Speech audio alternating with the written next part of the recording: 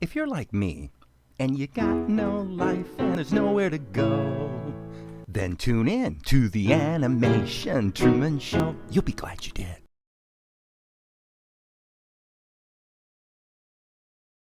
And ain't it the truth? You will be so happy, so very happy, that you tuned in to the Animation Truman Show, where we are currently in Krita, because that's where the Animation Truman Show jingle is currently hailing from. Sure, we'll save the changes. And now we have work to do. Before we do that, though, we need to mention on the Discord, which there's a link below the live stream here. There's a link to the Discord channel where you can, well, there's a permanent invite. So you're invited. I don't know who you are, but you're invited to the Discord channel. And I don't always mention that, but I wanted to draw attention to the I think it's the educational resources channel. Let me look on my Discord server. Pulling that up right now. We've got a channel. Boom. Okay, yeah, let me jump over there. So on the Discord server, we have a... there's actually been a fair amount of activity here in the works in progress. So Ma Elena, also known here as Maria Torres, has been working on a nice little animation, which I believe she's added some music to.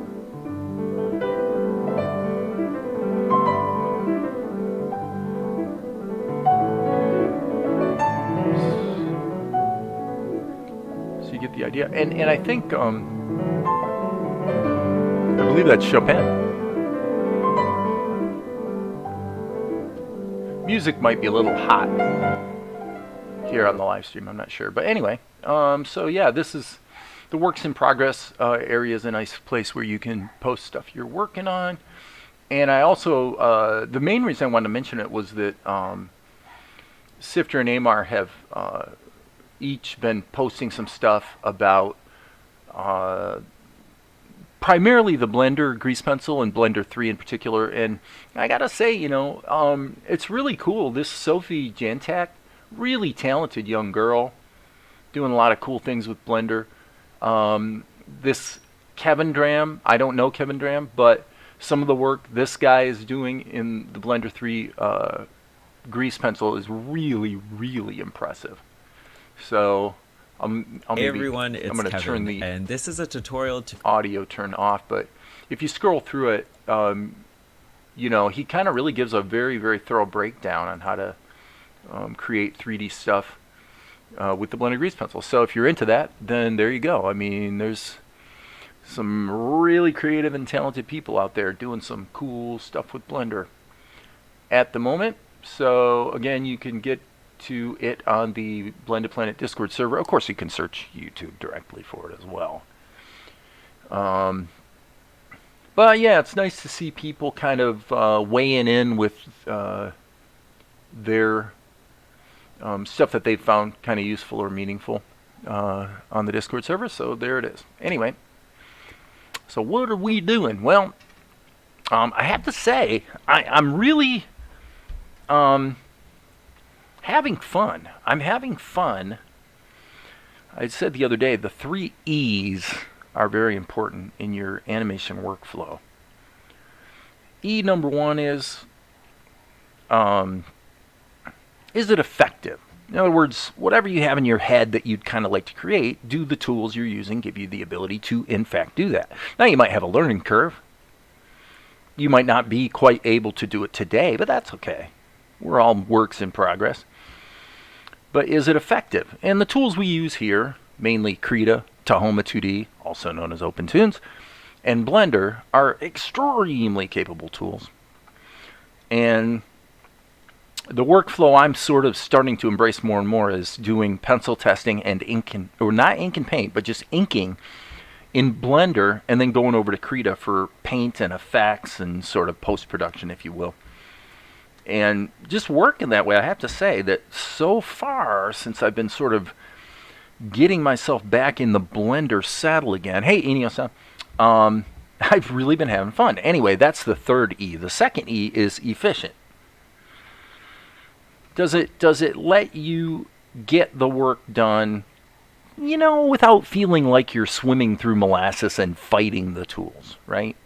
When the tools are super buggy, which they are all somewhat buggy, it can really feel like that. So you want tools, you want a workflow that's efficient, that's effective, and then the third E is that's enjoyable. Because, let's face it, if you're going to do anything even slightly meaningful in the animation space, you're going to be doing a lot of work.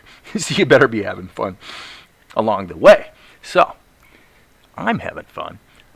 So I actually took this shot, and by the way, going forward, I'm going to get comments. I know I'm going to get comments from people about why are you still using Blender 2.79? Okay, so here's the scoop. For the time being, I'm probably still going to be mostly embracing Blender 2.79, because when you're doing the volume of work that I'm doing here, okay, so this is one 24-minute episode, and I have another 24-minute episode that is animated. I need to go through and tweak some things, fix some things up, yada yada yada. But basically, you're talking about doing a lot of work, and so when you're doing that volume of work, you find yourself, you don't jump on every featureitis bandwagon or necessarily embrace every new software release that comes out. I want to be aware of it. I want to check this stuff out, But the reality is that in practice, knocking out a pencil test and then just the ink work, for a host of reasons which I've kind of covered in the last couple live streams, in Blender 2.79 actually is more efficient than Blender 2.8 or higher, and obviously 3 being where we've gone from. The main, the versions I have on my system are 2.81, which I really like, and then they changed some things, they improved some things, but also changed some things in the 2.9 series that I wasn't super fond of, but there's some things there that are super cool, no question about it. And then of course 3 is an amazing piece of software. But that's how I see Blender. I see Blender as being pretty much 6 different programs. You got 3, you got 2.9, you got the 2.8 series, you got the 2.5 series that culminated in 2.79, and then you got the 2. Whatever that led up to 2.49 before they went to 2.5 and really changed the interface. So there's 5, but for me, I look at the versions around the 2.2 period, which would have been 20 years ago. I look at that as being sort of a 6th version, because there were a lot of things that they really tightened up between 2.2 and 2.5 before they hit 2.5 in the upper threes, let's say, to 4 series. They really got some things right. So Big Buck Bunny was done with Blender 2.4 or something, right?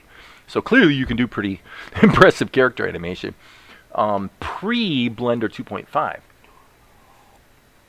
I think Centel was the first Blender open movie to be done with the 2.5 series. And that was also, that's an amazing piece of work too. Colin, what was Colin's last name? Colin, who directed it, really talented kid, and then he went on to actually work at Pixar. I can't remember Colin's last name. I'm drawing a blank. Somebody out there maybe knows. But anyway, all of which is to say, I really enjoy working in Blender 2.79. But if you were going to have an arm wrestling match between Blender 2.79 and then 2.8 plus over efficiency versus effectiveness, I would say 2.8 plus is more effective. There's more stuff you can do, for sure. But for me, in the real world grunt work of cranking out a lot of animation, I would say that for me, 2.79 does remain more efficient. So, what do you want? What do you prefer? It's really just a choice. And so, I don't currently have, I don't even know if I've got version 3 on my system right now. I've got this 2.79, 2.81, and then 2.93 long-term support, which is that's the version that the Blender people are really supporting, for those of you that are trying to lock into a stable version but not necessarily upgrade to version 3. So that's how all this works. Anyway, so we got this shot I did with Luka the other day, and I think I pencil tested it on the live stream. I honestly do not remember if I did the ink work here in the live stream. I think I did. But what was interesting about it is if we jump over to the show, we basically got these 2 shots with Luka, okay? So we've got this shot is actually the one I'm working on, okay? And it's not bad, but I really, on the one hand, felt like I could nail the characterization just a little bit better. And probably more importantly, I was having fun getting reacquainted with Blender and picked that shot to redo just because I figured I could maybe improve it a little bit. So you can see a characterization issue between these 2 shots. It's not massively bad, and it's not so bad that you couldn't fix it with a little bit of sculpting work or whatever to get the characterization pounded into shape for Luka.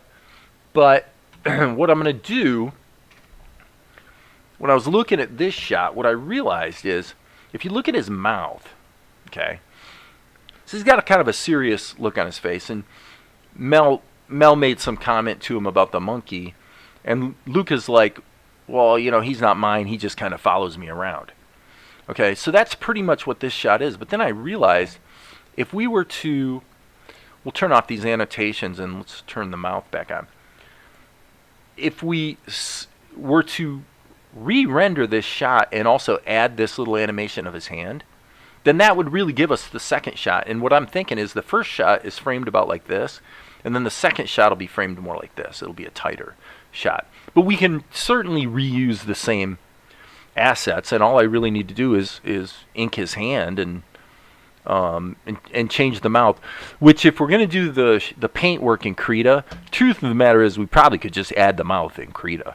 There's no great reason why we have to do it in Blender. So, and that's kind of the cool thing about looking at images and image sequences is sort of the common thread that links all the software together. If you break your workflow up into enough pieces, in other words, you got a pencil test and then you got your ink.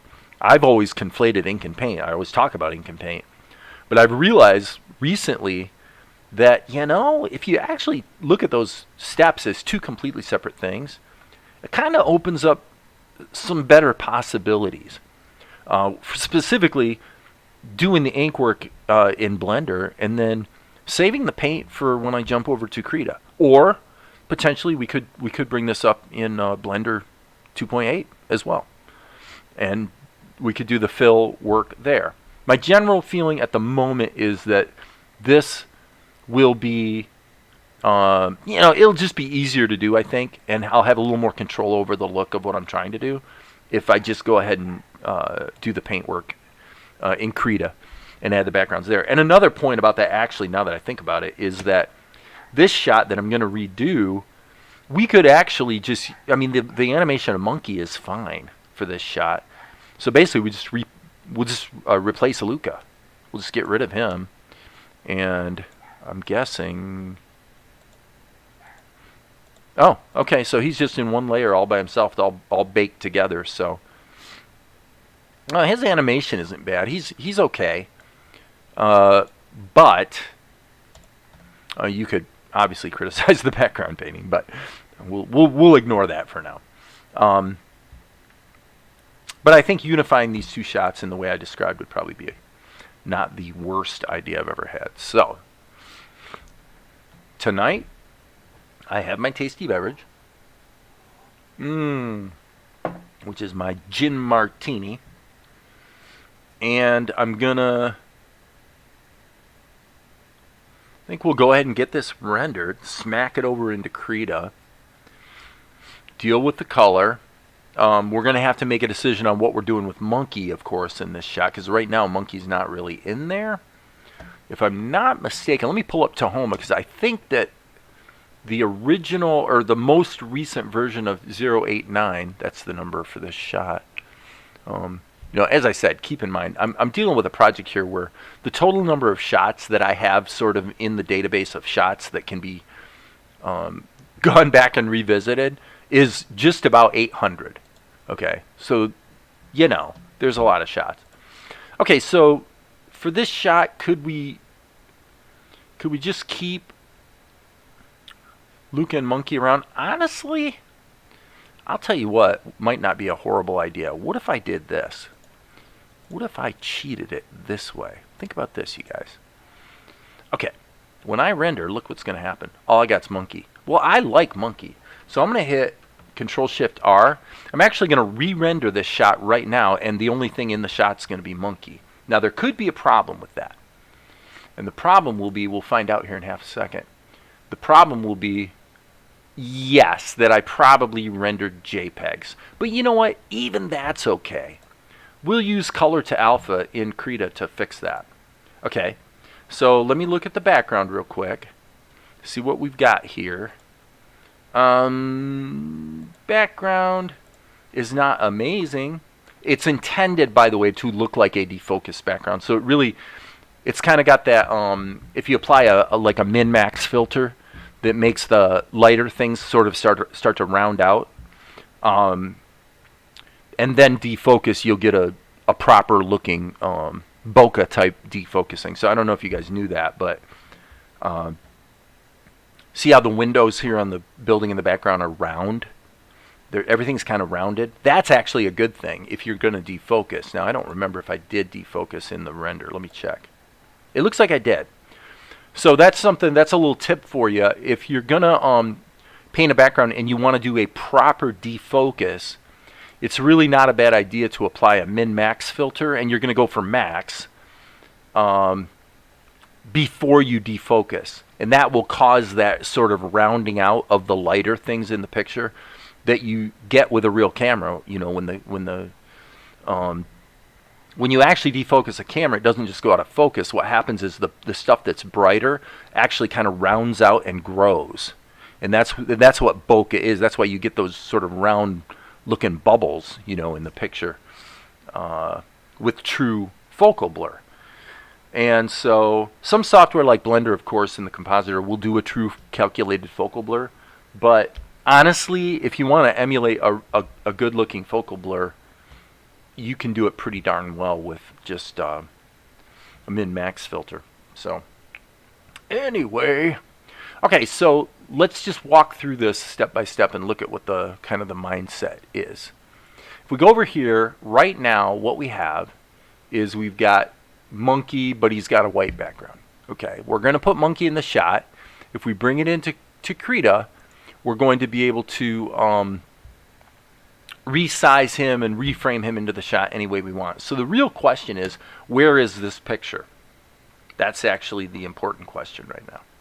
Okay, so what I'm going to do is I'm going to start there. I'm going to start with my background. I'm going to, on my other screen, let me just kind of get into the Salt and Light folders. And my suspicion is that if we go down to the extras folder, we're probably going to find that image. So let's just scroll through it real quick and see if it's here somewhere. There it is.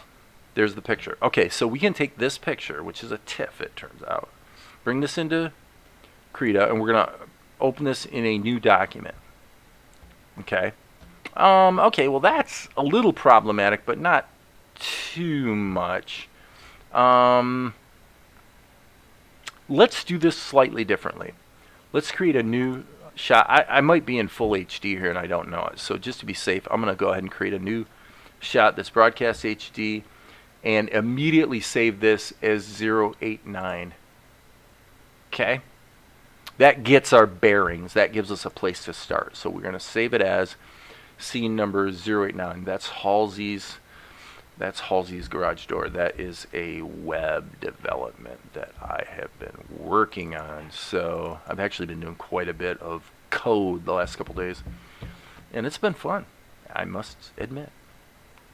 It's been fun getting a little bit back in the saddle of doing some new work for clients. So if we're going to follow the convention I've typically followed with Krita, we would go 089 And actually, it probably should be ping.cra. Let's do this. Actually, let's play it safe here. Just to play it safe, we're going to look and see if what 089 is. I think 089 is like a really old legacy shot. No, this was from a period. This is from a time when I first sort of mapped out what I'm doing right now in Blender. I sort of planned it and then never got to it. You know, so many things to do. So let's pull up this one and see what this is. See if this is like something awful. Yeah, we'll open the autosave file. And it looks like yes. Okay, I forgot about this. Okay, this makes sense. Okay, so this is actually this is the wide shot. And now what we need to do is, frankly, my suspicion is if we go save as and go to 089, and sorry to have to, I shouldn't be sorry, but you know that you guys have to sit through the sort of the housekeeping here, but you know this is what we do. I mean, this is the real work. You know, sometimes you have to sort of navigate your system and see what you've got. So this is shot number 089, and then it's rendered into the close-up folder. Okay? Which means, hey, DM of Skulls, thanks for coming. I don't remember seeing you here before. Okay, so I'm almost to the point where I can actually get serious about getting some work done here. So 089, and we're going to call this 089 close-up, which is basically the convention we used in the wide shot. Okay, so here in the wide shot, I'm actually gonna because this is now I've resaved this, so this is actually going to be the close-up, right? So we've got the background as a bunch of layers. Okay, we've got Luka as a bunch of layers, and we can go ahead and chop him out. He doesn't need to be in here.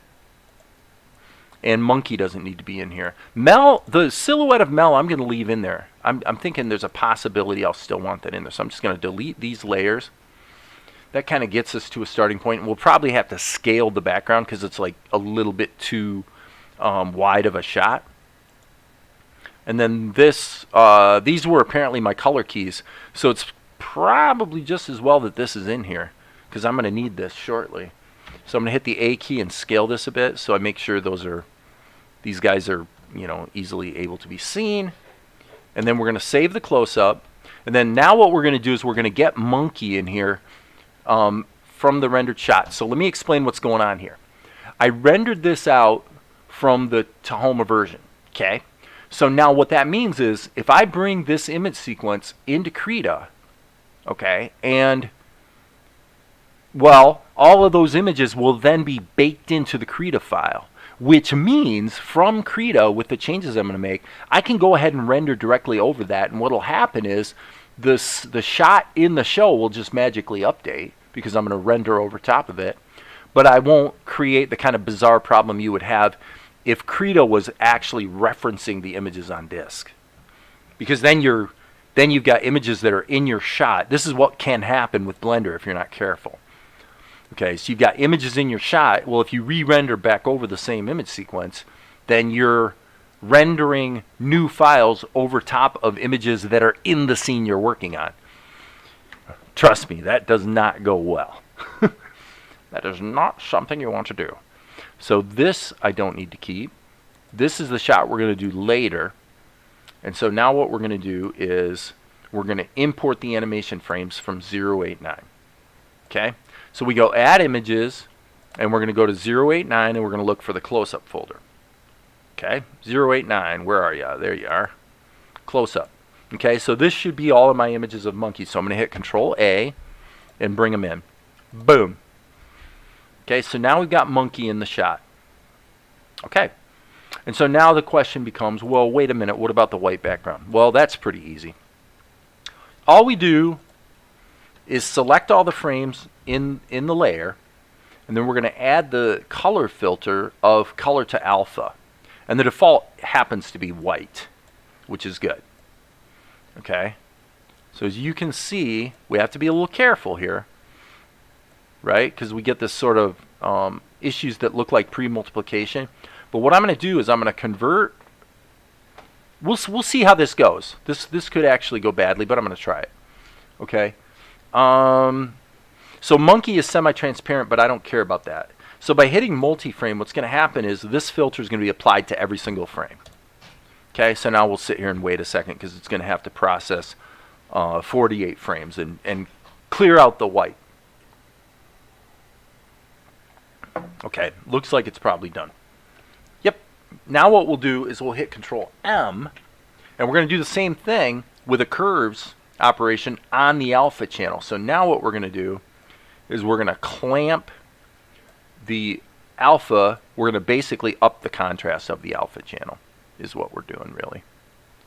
Okay. You can see in the histogram kind of where you need to get to, right? So it's not a big deal to go ahead and clear that out. In this case, this is one of the probably one of the more persnickety type operations like this that I've done. But it looks like, let me hit the N key. Well, actually, forget it. I'm going to go ahead and process that. And you'll see that there might be a little bit of transparency still in monkey. And you can see some flickering around the edges. So that's really not very good.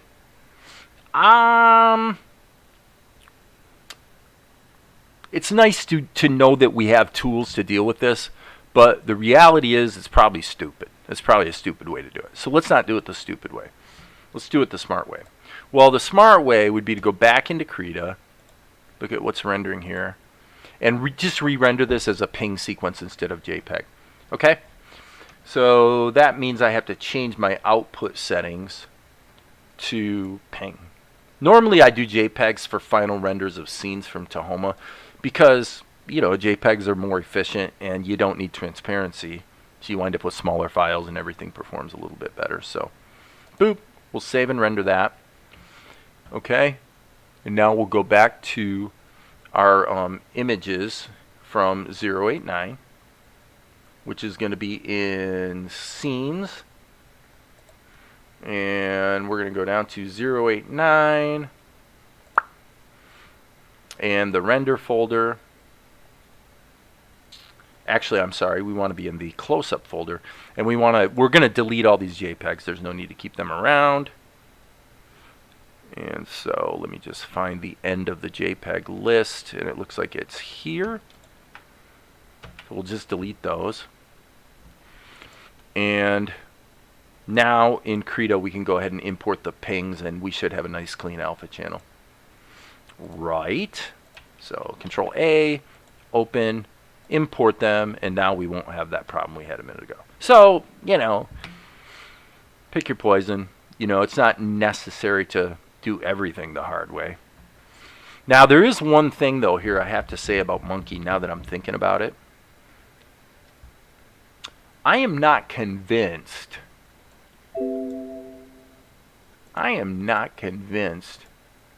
That I want that body highlight effect on him. In fact, I'm pretty sure I don't. So you know what? I'm going to even redo this one more time. I'm going to jump back into Tahoma. And this was already rendered, so it should render again as a ping image sequence. But what I'm going to do is go into the schematic, and I want to go to the effects schematic, and I want to get rid of the body highlight effect. If I want to try and add it back on monkey using there you go. Using Krita, I can do that. There's a way to get a nice body highlight and effect into Krita. It's not too tough, actually. So we'll just do this one more time. And like I said, you know, this is how the work goes. You know, you sort of try things, and then you realize you made a mistake, and then you kind of go back and you try something different, and blah, blah, blah. Okay, so now these images of monkey are baked into the Krita file. Okay, now one thing that is highly likely is we're going to want to add a transform mask just to reframe him in the shot because he's a little large, frankly. He probably needs to be more like this. Okay.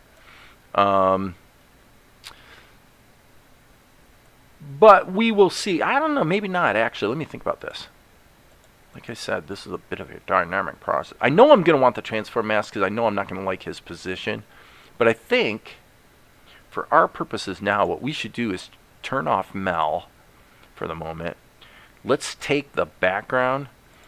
And now, as you can see, the background consists of multiple layers. Okay? Well, if we take the group and do a transform on the whole group, and by the way, what do we have out here? Okay. If we do a transform on the whole group, it will scale them all as a single unit. Like so. So we should be able to... What we should do is look at Blender. Look at how we've got Luka framed up over there. And see if... okay, so we would really... Gosh, this is almost begging for perspective on the building. But... Okay. So I think for now what I'm going to do is I'm going to assume that probably I want something like this. And if that's the case, if Luka's basically taking up about this much space in the shot, which seems like that's about what he'd be doing, then definitely monkey is too big. So we'll go ahead and take the transform mask. And what that's going to do is it's just going to make him smaller in the whole shot. It just takes his entire animated sequence and shrinks it. Save our work. Okay. So now the next step, we can actually delete all these images. There's no point cluttering up the files because all of those images are baked into the Krita file now. Once we import them into Krita, they're in the Krita file, and so we don't have to worry about them getting lost if something on the hard drive were to get deleted. Okay, so now what we're going to do is we're going to say, well, okay, we need to, let's see, who's here? Happy person is here. Hey, oh, hey, happy person is here. Happy person is here is a cool name. And Sifter. Don't ping images result in even smaller file sizes if you just emit the alpha channel, especially if the colors are flat.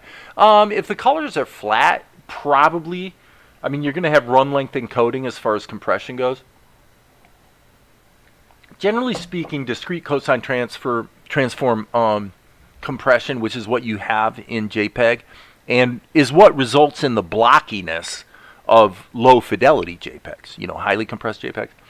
Usually discrete cosine transform compression can get smaller file sizes, but you're correct. If you're dealing basically with flat colors, then honestly, nothing more than run length encoding can actually get a file size down really, really small.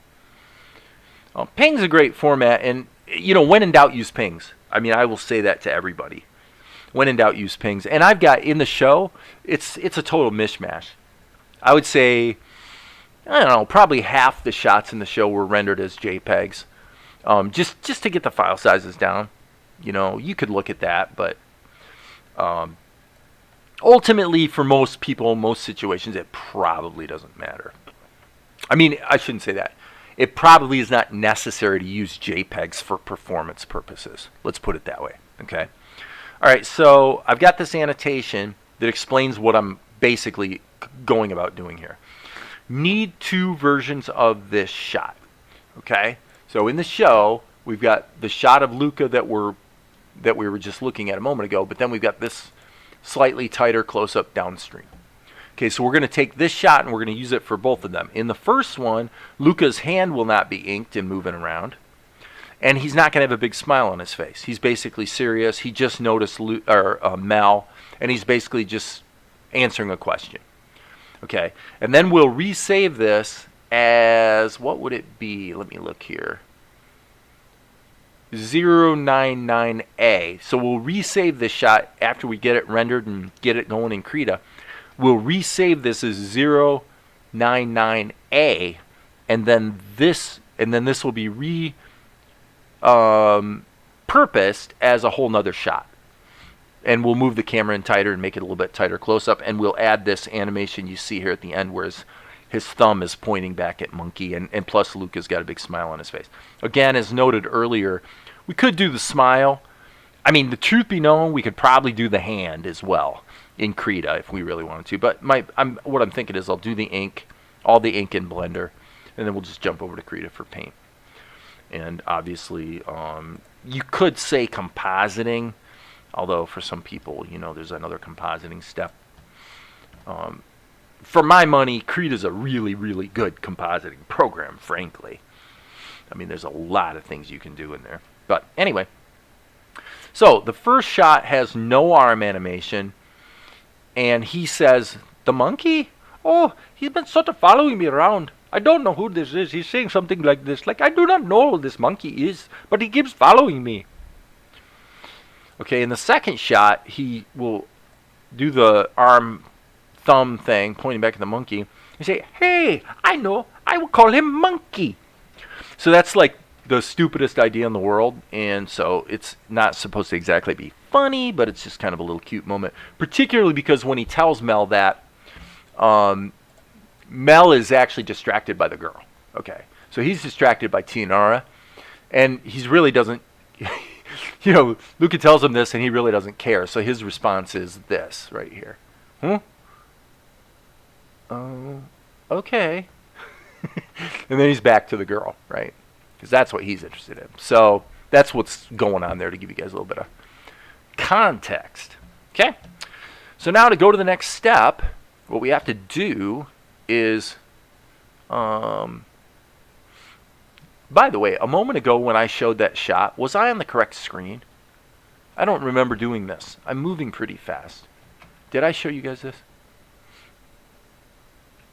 Let me know. Let me know if I'm forgetting to switch screens. So I thought I switched to here, but I don't remember going click and switching back. So, like I said, that's what happens when you move too fast. So I'm going to turn off this annotation layer. I'm going to turn off the sketch layer.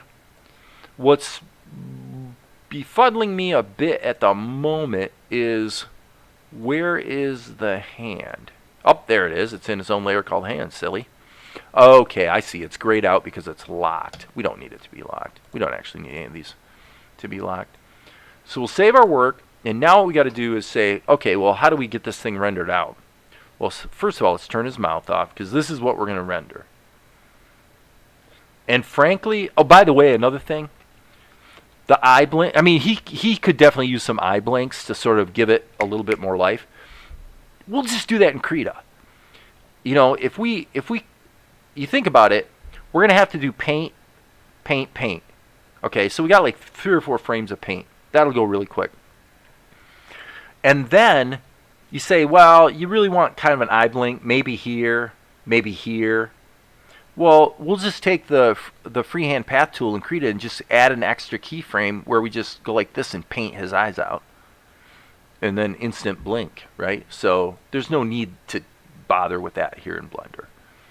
What Blender's doing for us, it's really great, is basically this. It's the ability to do sculpting, so that we can really get our characterization dialed in. And in the horrible worst case scenario that I wind up screwing something up or missing something, I can always go back to it and fix it later and re-render and all that sort of good stuff. Get it?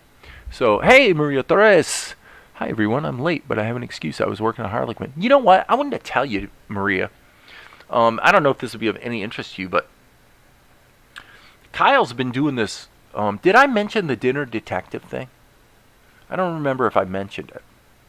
But I'm kind of impressed that he's going down to the Marriott where this company's doing this dinner detective thing. So these people buy tickets to this really nice, I assume, fairly nice dinner, and then there's a murder mystery, and the people that go and act in the murder mystery thing, I mean, he goes over there and he's probably 2 to 3 hours to go do this gig, and they pay him something like $150. It's like $50 an hour he's making to go and act in this this murder mystery. They've been bugging me to do it. Oh, come on, Dad, you should join. It'd be fun. Because Natalie's doing it, Kyle's doing it. It's like a family thing, And But I'm just thinking, I wonder if in Brooklyn they've got, something like that, to be able to do like ostensibly acting stuff where you're getting paid that kind of money, that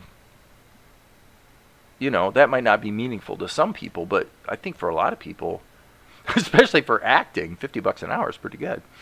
So anyway, I just thought I'd throw that out there. It's something you might want to look into if it's something you're interested in doing,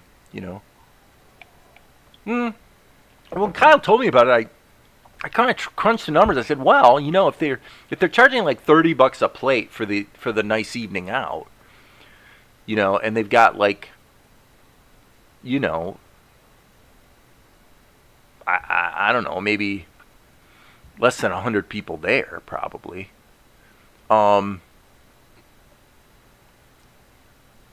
Then it sounds like the company that puts these on is probably pulling down a couple grand. And the thing that's really cool about it is they're basically giving half their revenue to the actors. They're really, I think, being pretty generous with the actors, because none of the actors are working very hard. It's a couple lines, right? They have a couple lines during the show, and then they either get killed and what they do is they mix with the other diners, because you're seated at a table, like a round table, with some people you've never met before, so you get acquainted, and nobody knows who's actually part of the mystery show. And then they only find out when the person has their role that they play, and all of a sudden they start playing their part and they get killed or whatever it is they do. I don't know. I haven't been to it, so I don't know. But yeah, so I mean, if you crunch the numbers, I'm guessing they're probably pulling down about $2 grand. They're giving about half of that to the actors, and then of course they've got to procure the location for it. And they got to pay for the food too. So I don't know what the equation is, but it seems like they're running a pretty good business if they're able to pay the actors that well, right? So, geez, maybe you should start a murder mystery. Probably make a mint. It'd be cool. Anyway, what do you do from here? Well, let me show you guys something about what's going on here in all reality with Blender in terms of my layout. This is actually right over here. This is actually a 3D view. So if I hit the T key and the N key to close out the toolbars, the toolbar on the left, the toolbar on the right. This is the N key, this is the T key. So what's really going on here in my interface is this is actually a 3D view where I've simply hit the T key. I'm sorry, actually I think I got it backwards. Do I have it backwards? N. How come it's not opening now? There it is. It's the N key. So I guess the one on the right is the N key. So that just allows me to see my grease pencil layers. It's actually a bit of a kludge because this is actually another 3D view. Okay. Why do I mention that? Well, because what we're seeing over here, what is this panel? Well, what I'm getting at is that if I turn this off and see, Shift F5 is what gives you the 3D view. So if I switch this to Shift F7, now this becomes a properties panel. Now in my case, I could just jump to my other screen like that, but okay, so you jump to the properties panel with Shift F7. So the most important ones I find to remember is Shift F5 gives you your 3D view, Shift F7 gives you your properties panel, and Shift F9 gives you your outliner. Okay, so if I go over this screen here and hit Shift F7, boom, I've got a properties panel. I never do that because I can bring my properties panel up over here. But why did I mention that? Well, this is where you set your rendering stuff. Okay, so what we're going to do is we are going to render, and this is definitely not the right location. So this is going to be rendered to 089. Salt and light, scenes, 089, close up. So we're going to do the same thing again that we just did. Okay, and the file name really doesn't matter because we're going to bring it into Krita and then delete them anyway. Okay, so we're going to do the same thing we did before. We're going to do RGBA pings. So actually right now, we could just go. We could do it one of two ways, by the way. We could do this as a very fast OpenGL render. Yep, that's what I'm going to do. So I'm going to go Control F10. If I go F12, look what, well, actually, strike that. I cannot do a standard render in Blender 2.79 because the standard renderer doesn't render grease pencil strokes. So actually, you have to do the OpenGL render, which, as you can see, is really fast. So there we go. So that's rendered. So now we come over to Krita, and we'll just do the same thing we did before. We're going to import the animation frames. And these should now all be pictures of Luka. Let's find out.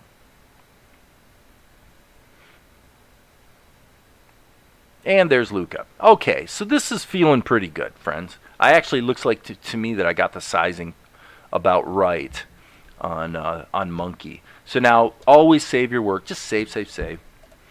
Because if you don't, Maria Torres will correct you for not saving your work. So I'm going to switch this back. Normally, actually, in the usual case, when I'm working in Blender 2.79, if I want to set render settings, I actually just hit Control left arrow and go to the next screen, which is this, which has an outliner and a properties panel. So I'm just toggling between these screens.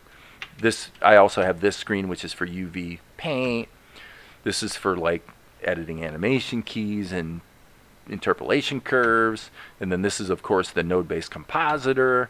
And now we're back to the properties panel. And now that's our default. That's where I usually work from. Okay, so now, having done all that, when we come back to this shot in Blender, what we're going to do is we're going to change everything. We're going to change the render destination. We're going to ink in the hand. So this hand animation right there will be added to it. And frankly, I guess that's actually about it. And so what we should be able to do, we got two options. If we move the camera in and basically scale the shot up a little bit, then we'll have to completely redo all the ink and paint. But I mean the paint, I should say, in Krita. That's probably what I'll do because it's only going to take a couple minutes to do the paint work anyway. So now what I'm going to do over here in Krita for shot number 089 is I'm going to go ahead and turn the background off so I can see what I'm doing. And then this should be my color key. Okay, so now in my color key, I'm just going to make one quick change to make my life a little easier, which is to grab this part of it and just move it over here. Okay, and the monkey part, well, probably we could maybe move that a little bit just so it's not bleeding over top of monkey, just to make it clean and easy for sampling the colors. So there we go. Oops, I guess I made a little bit of a mistake there. I didn't quite move that over enough. I want to get that completely out of the way of Luka. So, save our work. Okay, so now I'm going to take half a second here. It's been almost an hour, wow. And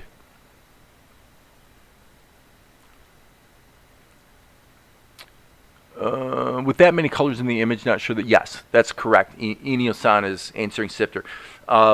Correct. If you had the full, that's kind of the point actually, is once you add in the background, you're not going to get run length encoding. The only place where potentially you would is on the flat areas of like the characters.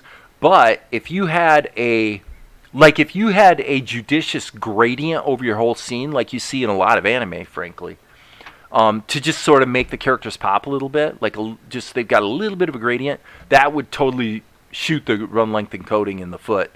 And all of a sudden you'd lose all the benefits of that. So it's generally safe to say that a shot like this that has a background and there's a lot of stuff going on, you're definitely going to have smaller files going JPEG. And what I've found over the years is if you're typically rendering JPEGs, like I don't know, but when I render JPEGs, I may actually be rendering them at 100%. And 100% JPEG on a complex image like this is probably still going to be smaller than a ping. But maybe not. I mean, it might be.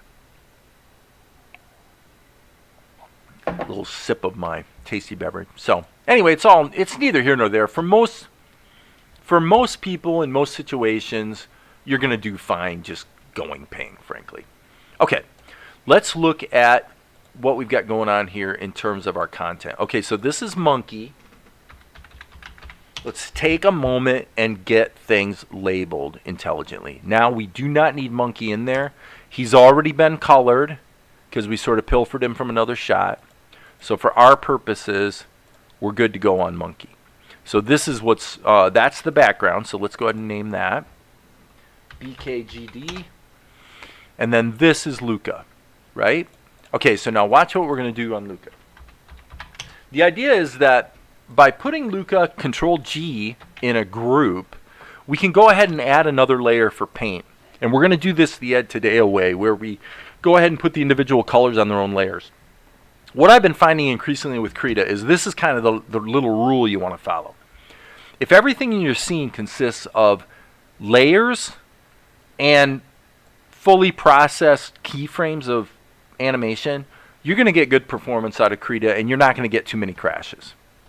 Okay, what's going to get you crashes and whatnot is things like this transform mask on the monkey, and certainly anything that involves filtering, like filter masks.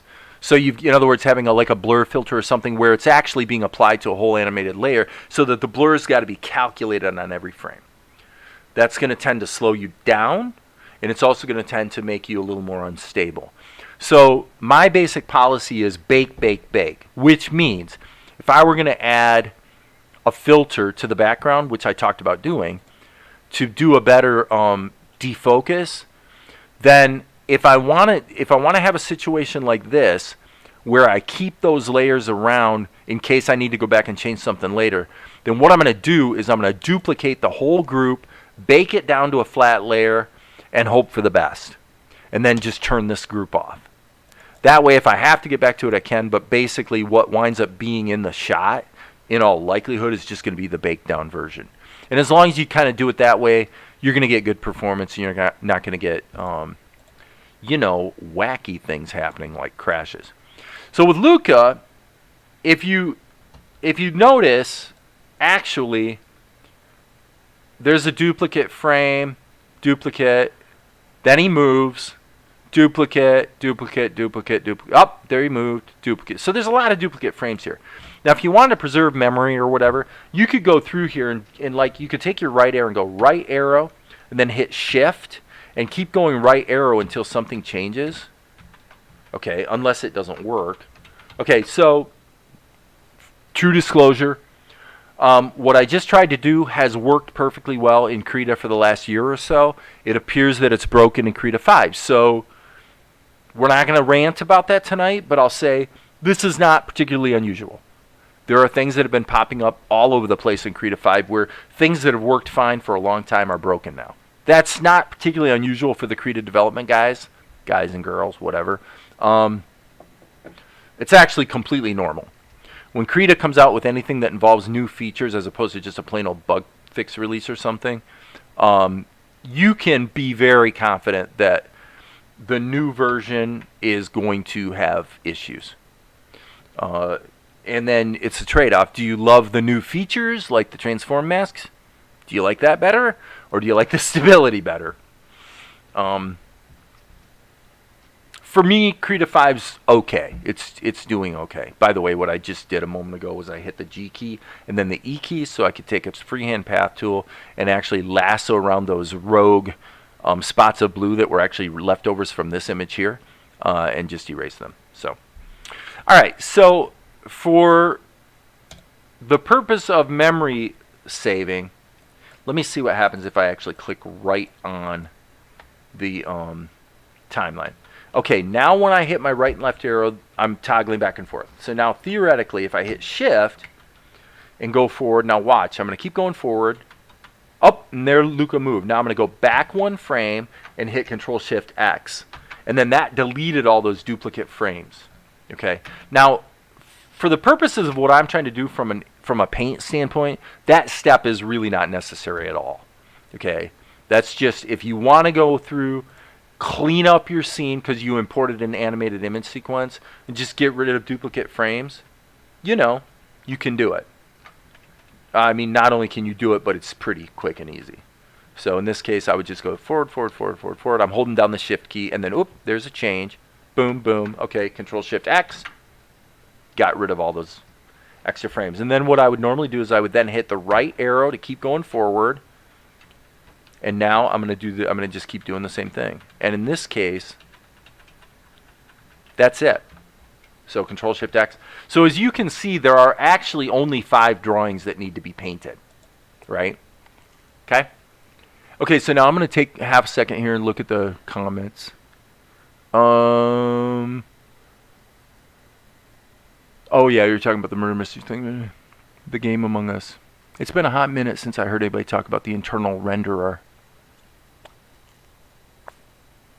Yeah, well, I mean, yeah, of course, everything for the last couple of years has been either Eevee, obviously, or I'm having a brain fart with the native renderer, the other renderer that's been in Blender through the 2.5 series, and for whatever reason the name escapes me. But anyway, so what I'm going to do is I'm going to go to this paint layer here, and I'll do best practices. So I'll call this garment, okay? Just to be good, just to be a good boy. Okay. Okay, another thing in Krita 5 that may prove to be a bit of a distraction is that in Krita 4.1.7, which I loved in terms of stability, there were things I didn't like about it. But it was pretty darn stable.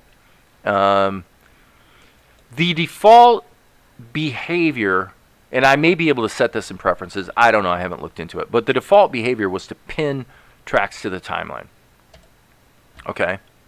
What that means is that if I click to another layer, the layer that I just pinned to the timeline still shows up here.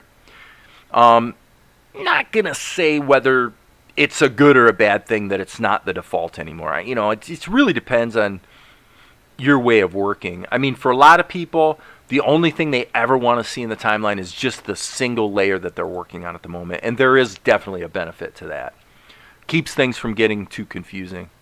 So it looks like these 2 layers are both pinned to the timeline. So for painting purposes, what I want to do is hit the insert key. And then what I'm going to do is I'm going to look at whether his body changes on this other keyframe here with the face. And it does. So I'm going to go ahead and hit a keyframe there, there, and this one I do not need to add because his body didn't move.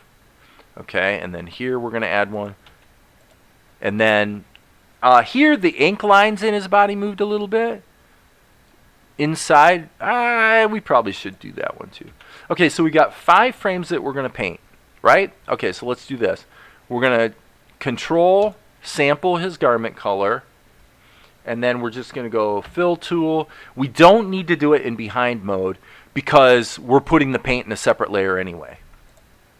There it goes. So now I'm just going to hit the greater than symbol to go to the next keyframe, and we're just going to go through, and now his garment is done. We're done. That's it. That's all it took. Okay. So now we'll add a layer above that, and we'll call that, let's call it hat. Hat. Okay, we'll sample the hat color here. And always insert a blank keyframe, otherwise if you don't insert a blank keyframe, what's going to happen is you're going to fill it, and then you're going to go forward to the next frame and hit the fill tool again, and what you'll see is that the previous one, you'll just add the 2 together because Krita doesn't realize that you're wanting to animate it. So you always want to hit insert and insert a blank keyframe to get started. Okay, and now in this case, what I'm going to do is I'm just using my right arrow to go to the next frame, and then when I get to a frame where I need to do something, I'm just going to hit insert then. Insert, boom. Right arrow, insert. Okay, so here's another thing with Krita 5. As far as I can tell, I would say this is probably one of those things that seems to be a step backward from version 4.1.7, although you may not want to quote me on that. Is that I just use my arrow to go to the next frame, and when I hit insert, Krita does not understand that what I'm wanting to insert is a blank keyframe. So therefore I have to take the extra step of clicking here first. Not the end of the world, but definitely I seem to remember Krita being happy to understand that if I go forward to a frame and hit insert, it is indeed inserting a blank keyframe that I want to do. But that's another example of just things in Krita 5 that are a little hokey. There are a few things going on that require a little bit more clicking.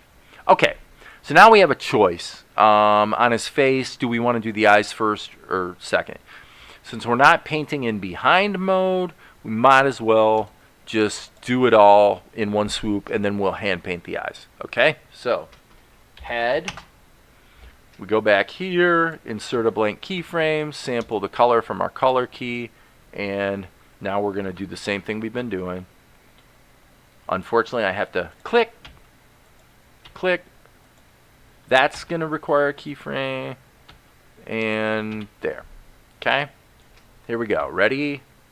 Boom, boom. So these ink lines in Blender, as you can see, the painting process does not take very much time.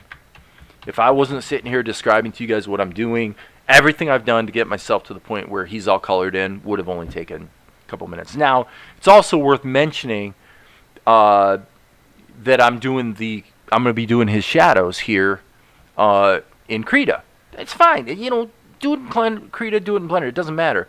If I wanted to do it in Blender, the way I would have done it is probably directly in the ink layer. What I would do, just so you guys can know what the methodology is, I would go into the ink layer and click on the shadow color, and I would just draw the shadows like this. Okay, now that's a mixed bag, because if you bake the shadows into Blender, then obviously the coloring operation becomes more complicated, because you would really require 2 fill operations in order to deal with the fact that the shadow color is baked in. So generally, probably not a great idea, since it's so quick and easy to do it in Krita anyway. Okay, so now what I'm going to do is I'm going to bake the eye color into the head layer. I don't see any point in doing it any other way. So what I'm going to do, the only reason you might not want to do that would be if there's a possibility that you're going to change the color later.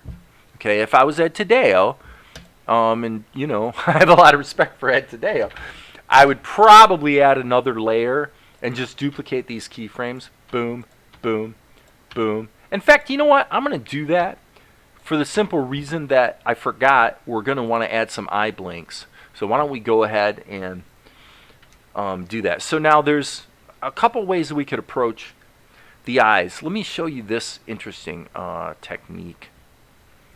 I'm going to duplicate the eye layer and just call this, oh, I don't know, let's call this markers. Okay, one thing you can do in Krita, if you're inclined, is take some miscellaneous color that stands out like a sore thumb and just create a utility layer like this, so that you can get nice clean fills. And then after I fill his eyes in, I'll just turn that layer off or delete it, right? And that's a good way to, if you want to do shadows that way, that's not a bad way to do it. So the anime way of doing shadows is you just have a layer where you just go like this, and you just, well, you wouldn't do that, but you go like this, and you just put the lines in there as guides, and then you go through and paint in black on another layer that's semi-transparent, and wango bango, you've got your shadows. I'll demonstrate it since I've got to put a shadow layer in here anyway. So you just do shadow layer, boom, and then you go fill tool, let's do black, and I'm going to hit insert to insert a blank keyframe, by the way. And then you're just going to fill this in like that, fill in these areas, and then turn the transparency down, and then turn off the markers layer. Simple, right? Now what I usually do is I hit the freehand path tool and I just draw the shadows like that, you know. So you can do it either way, doesn't matter. Take your pick, friends, take your pick. So now B key, back to the B key, because I want to put in these guidelines for the eye fills, just so I know that the fill operation is going to be clean, and we can in fact use the fill tool as opposed to having to draw the whites of the eyes with the say the freehand path tool like I use for shadows. Making sense? Anybody's got questions, feel free to weigh in. You can work with the shadows of Blender with the color to alpha filter in Krita. Yeah, you could. Okay, Sifter, what a great idea. Sifter, excellent. That is a very non-intuitive way to do it that I think bears explaining. Let me show you guys what if you were going to follow that through and do it the way Sifter just described, this is what you would do. You would, in Blender, you'd lay in the shadow the way I just showed you, right? So you'd, let's just put in a shadow here like this. Okay, so now what you've got is you've got this semi-transparent black, actually. So it looks gray, but it's actually transparent black. Okay, so this is what I actually drew. Okay, and there's, by the way, there's multiple ways to do this. You could do this with an actual color if you wanted to. You could make this a really obnoxious color so that it stands out and is impossible to miss. And then all you have to do is, when you bring your ink lines into Krita, think about this one. What you do is you grab your ink lines and you'd add the color to alpha filter, and then you'd simply take your transparent gray, which you can see I'm doing it right now with his eyebrow color. I'm just finding his eyebrow color, and you see it's turning transparent. Okay, but then what you do is you would add this. You wouldn't do it multi-frame, probably.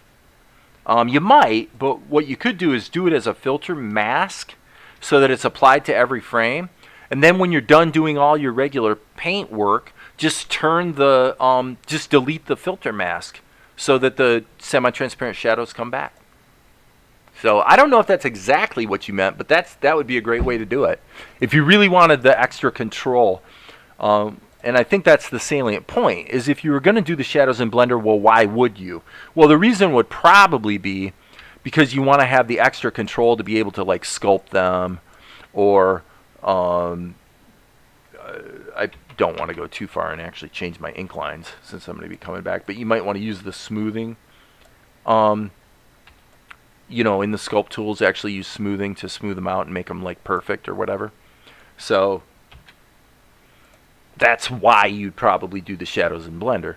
And you can, you know, you can either do them with a semi-transparent color like I just showed, or you could do it with, you know, put some fuchsia on a separate layer. Hold on. Sorry guys, I don't know what I just did. What did I just do? There it is. Okay.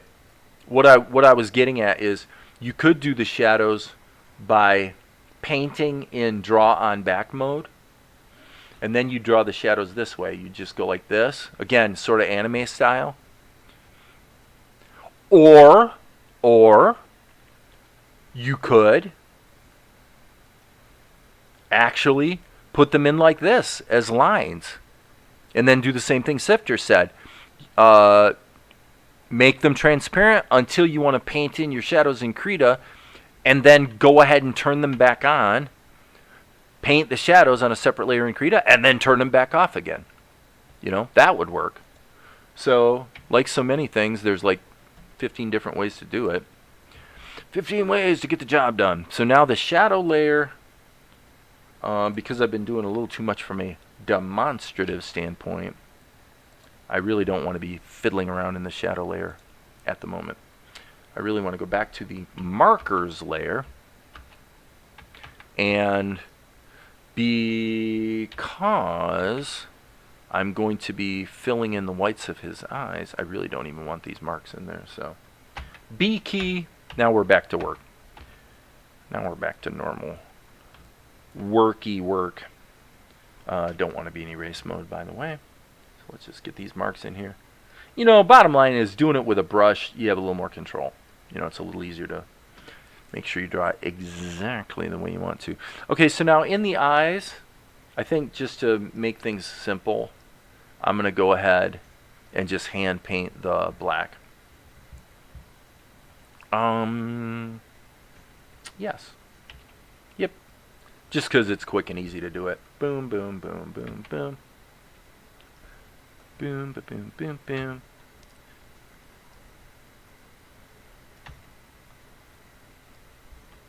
sometimes, you know, when you're forced to slow down like this, which I've been sort of forcing myself to slow down a bit lately, be a little more careful.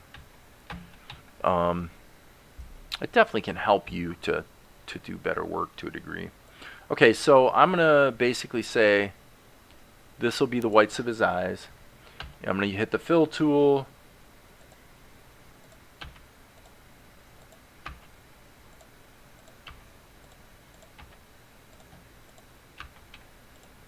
That's it. Okay, save it. And now, if I decide later that the whites of his eyes aren't dark enough or something, no big deal. I can do one of two things. I could either hit Control. I can do one of three things. Let's say I had to make his eyes darker later. Okay. If they were not in a separate layer, that would complicate things, but not actually that much, because you could use the select similar color selection tool, and it would select, you know, all the whites of his eyes. Okay. That's a little more clunk prone than the way I would probably prefer to do it. So what's another way? Well, you could hit Control M and you could basically darken them and then apply that as a filter mask, which means that it becomes an added filter that you can turn off or turn on. So that would be another way to do it. Or you could say, well, I'll select all the frames in his eye, hit Control M, do the same thing I just did, but instead of adding a filter mask, I'm going to do multi-frame, which I'm actually going to do. And then what Krita will do is apply that filter to every frame that's currently selected in the current layer. Quite useful. Now if we turn off our markers layer, as you can see, Luka looks about right. Okay? Save our work. Alright, so now, do we want to get into shadows? Do we want shadows or do we want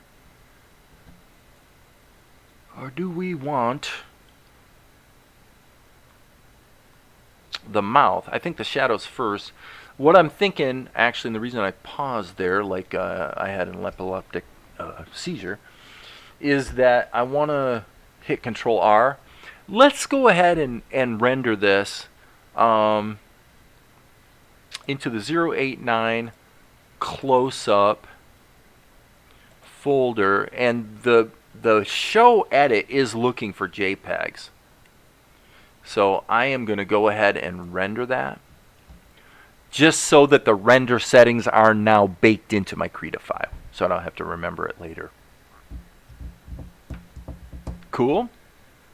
Now, let me check something here real quick on my video edit, and that appears to have worked. Meaning, when I go back to my show edit, look, it's all cut in for me. Nice. So this is the shot we did the other day that we're kind of building on at this point. And did that one the other day. And now this shot, I have to say, I don't really like the push at this point. So I'm just going to remove, you guys can't see what I'm doing, but I'm removing the keyframe that causes it to be a push in on the shot. Yeah, I like that. I like the way that's framed. That's pretty nice. Okay, so now we can see part of the benefit, by the way, of having the ink lines in their own layer. Because at this point, you know, it's not like a hard, fast rule, but I would generally be feeling like maybe the ink lines are a little too dark. Okay, so if we jump back to Krita, we'll say no big deal. All we got to do is just raise the level of the ink layer. And in my case, normally I like, for this show, I tend to like a little bit of a push toward the red in my ink lines. Just a little bit. Usually about 25% is more than enough. Okay, I'm going to do that as a filter mask so that I can actually just leave it turned off. And hopefully I won't forget to turn it back on at render time. So it's one of those things that it's like I want to have it there, and when I'm done working, I'm sure I'll be glad I have it there. The other thing about using a filter mask is that any time you can click F3 and change the settings. So you can make a boo-boo and change your mind. So that's one of the nice things about filter masks. Okay. Having done that, it seems to me that shadows are the order of the day. So how do we want to do the shadows? Do we want to have all kinds of fun doing it the marker way? Why not? Let's do it. Let's have fun with shadows using markers. Okay, so let's hit B, and we'll go back to that color. That's going to be our marker color.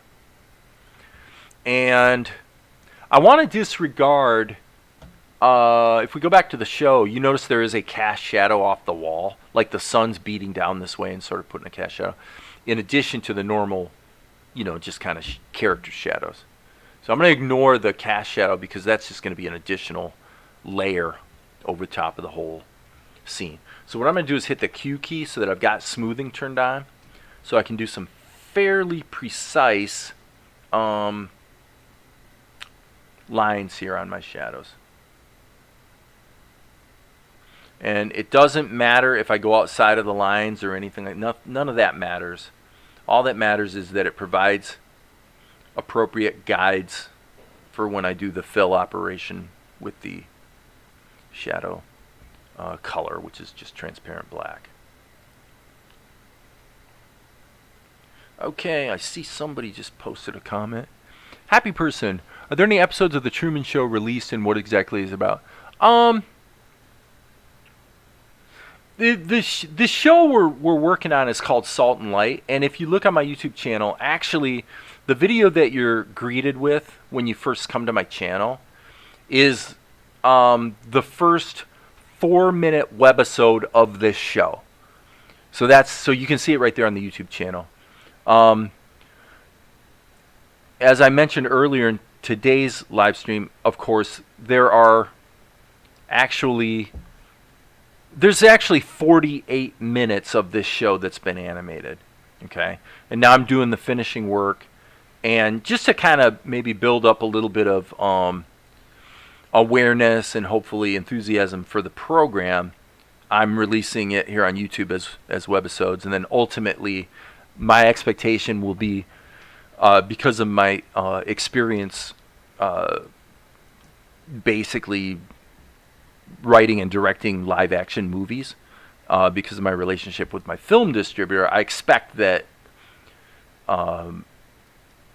once the entire 24-minute episode is ready to be released, it'll probably come back off of YouTube so that it can then, the distributor can then, shoot it out to all the appropriate platforms and whatnot that we have been able to be reasonably successful with. If you're wondering, what in the heck, Dave, are you even talking about? I'll show you real quick here. I'll show you because, I like to toot my own horn here a little bit. So let's go to Encourage TV. Okay, I'll show you this. All right. So now if we go to this YouTube channel right here, this is called Encourage TV. And actually, they're not showing the promo video. It was there yesterday, but a lot of times they have a little promo video that's like a welcome to their channel that that I actually produced. But if we search the Encourage TV YouTube channel for the word healed, we come up with these two movies, which these are both movies that I wrote and directed. Man, here on YouTube, this one's got, I believe this one's up to about 2 million views, and this one's up to 500,000. So these two feature films are films I wrote and directed. In fact, I actually, just to just to just to say so, this movie, which features Sean Young, who's a well-known Hollywood actor, I have a sizable role actually in this movie. Pretty much most of the comedy relief in this movie is me. So anyway, but I've had a relationship with this Bridgestone Multimedia, who owns this channel, and I've worked with them for 10 years, and frankly made them a lot of money with this movie. They've made over $500,000 from that movie. Yeah, not complaining.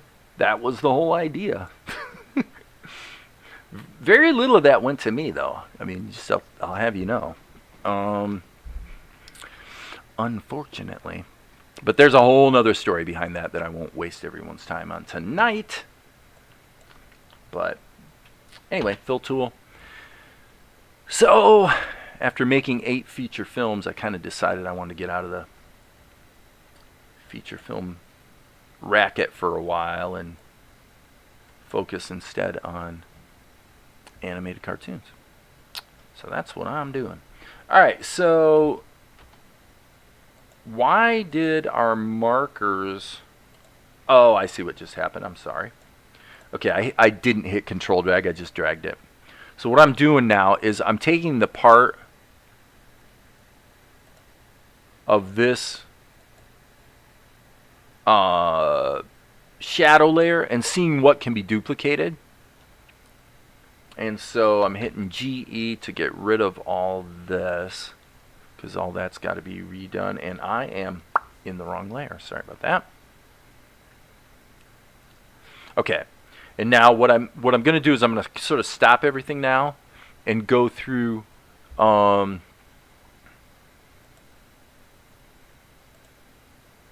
yeah, I'm going to duplicate this again. I'm going to go ahead and duplicate this each time, just because I know there's going to be very little. It's going to change a little, but not much. So now for this, I'm thinking I'm going to liquefy it. Just going to pull that over there a little bit, pull that over there a little bit. And now, since I changed it, I'm going to go ahead and duplicate that to the next layer.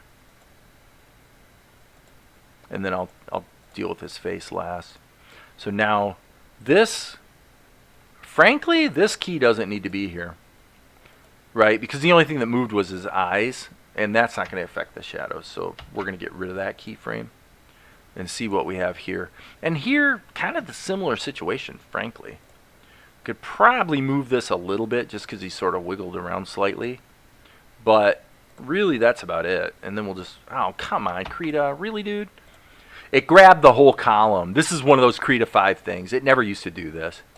So I'm grabbed a single frame, and I'm not wanting to grab the entire column and duplicate the keyframes.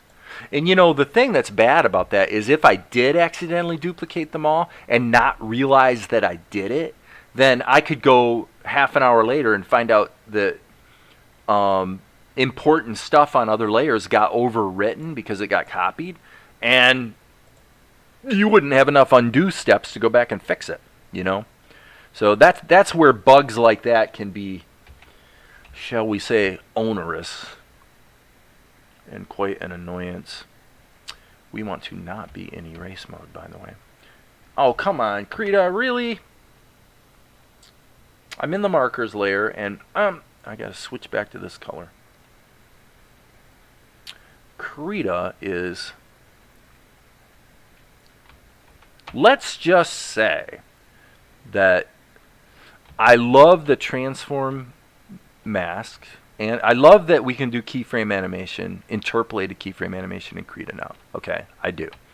And the other thing I love about Krita 5 is that you can tell Krita where you want your resources to be stored, which means you can store your brushes and your hotkeys and all that within the Krita application folder, which means Krita is truly portable for the first time ever, right? So I love that about Krita 5. In almost, and those are killer features that are so awesome that I wouldn't want to be without them at this point. Having said that, everything else about Krita 5 that has to do with just the niggly details of how it handles things like hotkeys and interacting with the timeline and things like that. Honestly, everything else about Krita 5 is worse. It's a step backward. But what are you going to do? You got to pick choose your battles, I guess. I'm going to say, I'm going to actually get rid of this keyframe for the moment. I am going to get rid of it. And by the way, happy person, I appreciate your... I'm glad you like that I'm describing every little step I take, because frankly, a lot of times I don't do that. I'm trying to do a better job, okay, of being a YouTuber. I really am. And is it going to last? I don't know. My top priority is, just creating the show. That's really what I'm about, but I do try to kind of help people here and there for sure. Okay. Not bad. Okay, so I'm kind of looking at this and going, well, that's going to be something like that. We're going to have a shadow here. Boom. I actually think, you know what, that's really not that great. I'm going to crank the stabilizer up like a lot. For doing shadows, yeah, that's better. Normally I don't like this much stabilization, but for doing shadows, you want nice, tight, clean lines. You really, really do. So, there it is. There it is, friends. Alright, and then this layer, I'm going to say... That's probably good. So what I'm actually doing is I'm running through the keyframes one little body part at a time just to make sure I don't... If I do the whole frame in one swipe, what's going to happen is the change is going to be so... I'm going to introduce chatter by having too big of a change between frames. And I probably did that here, frankly, with this shadow around his chin. That's better. That's definitely better. There's another Krita 5-ism that I hate, is that I use the liquify tool, I change the size of the brush, I go do this, I go to the next frame, I invoke the tool again, and it jumps back to the size it was before. That was not the case in the last version of Krita. Now it was in earlier versions of Krita. So there's been things over the years that they've sort of fixed and finally got right, and then they turned around and undid it in Krita 5. Quite a few of those, actually.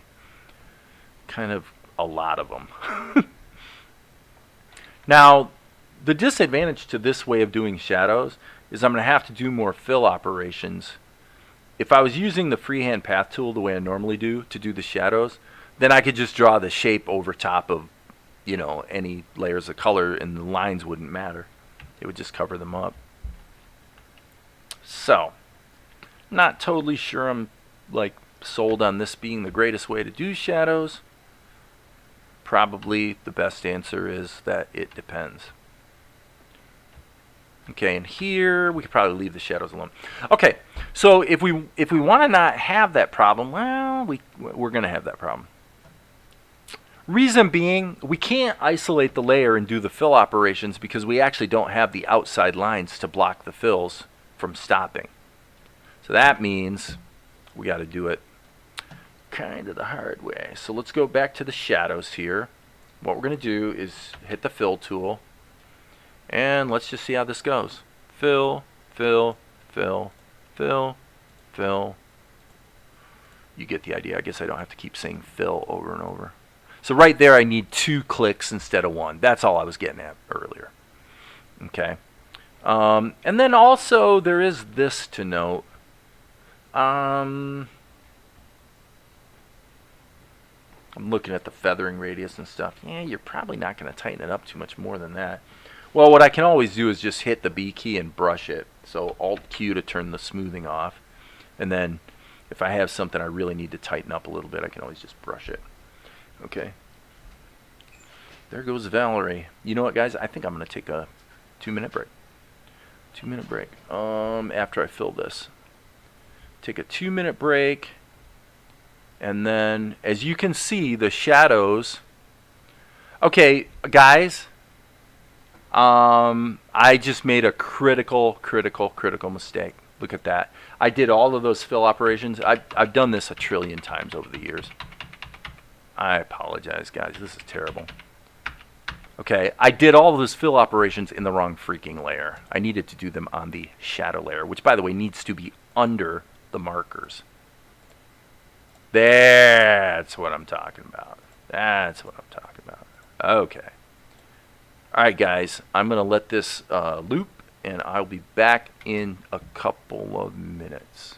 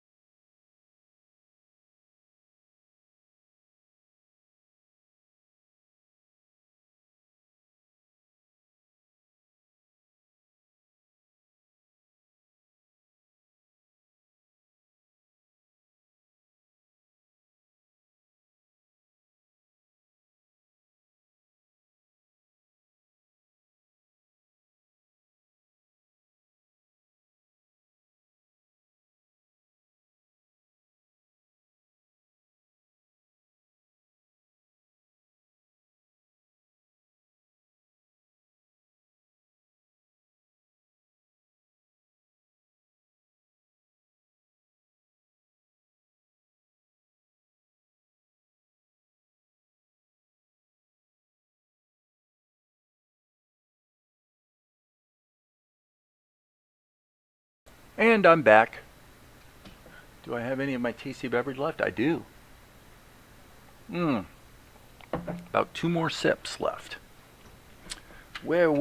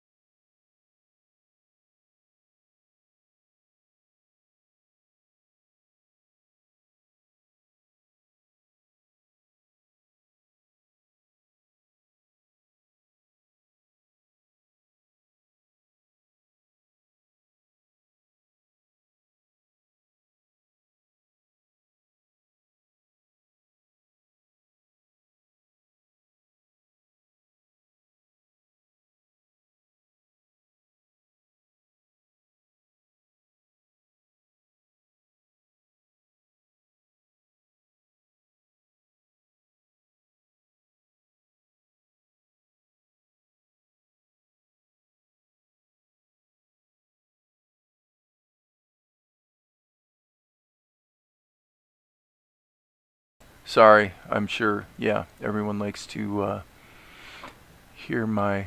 Sorry, I forgot. You didn't miss much. You guys saw what I was doing.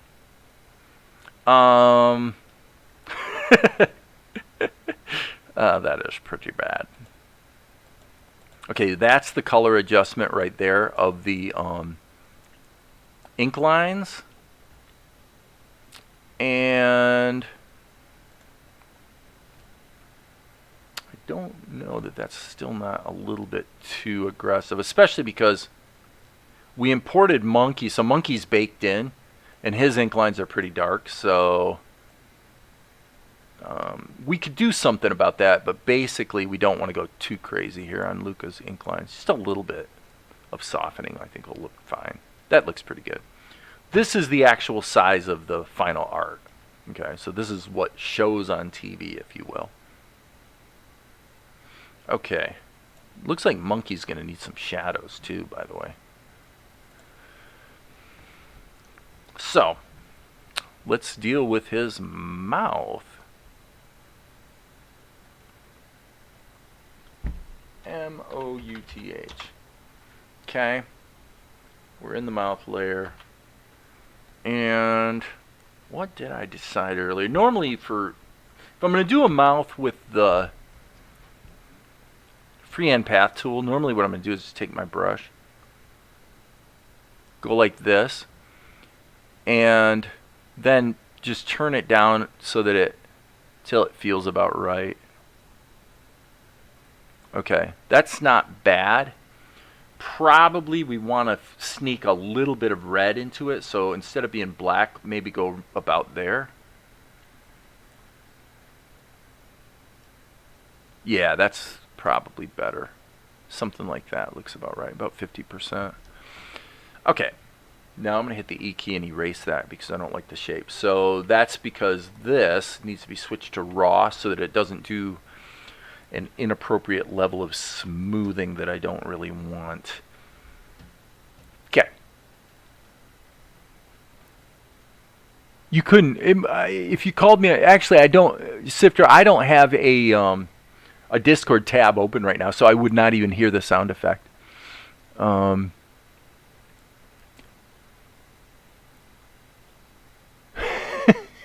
Planet Earth to Dave. Sorry. People love my voice so much. I really should do like a podcast or something. Okay, do I think the Huion on eBay for, I don't know, is that a screen or is that a standard tablet? People seem to, I think, Maria, don't you use a Huion as opposed to an XP Pen or Wacom? I thought I remembered you saying something about Huion, but there was a time a few years ago when Huion drivers were kind of questionable.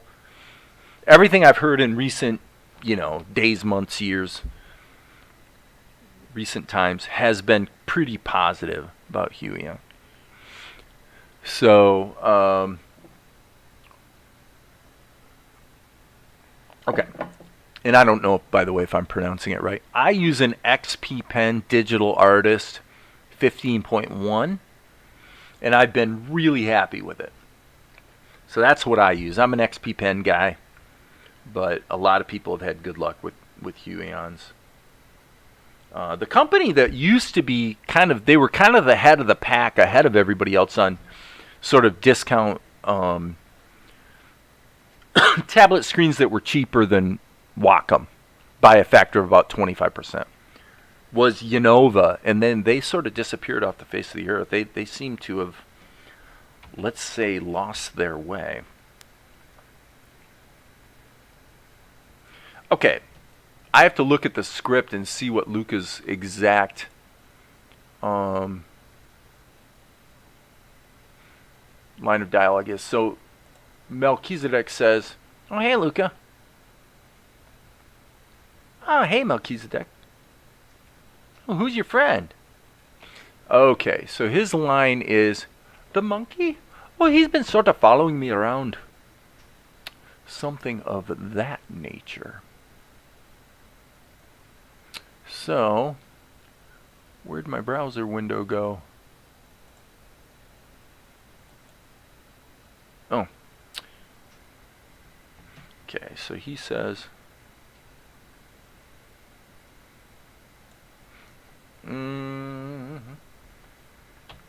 there we go. Now I hit insert and it inserted a key.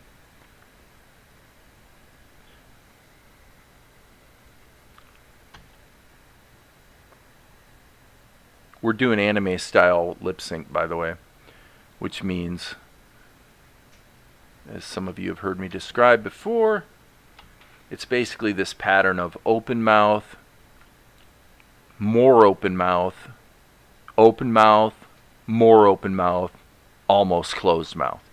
So it's a 5-shape pattern that at 8 frames per second, each mouth shape usually has 2 frames. In this case, I'm doing it a little different because his head's moving, so I sort of have to work them into that. But this, so we've got open mouth, more open.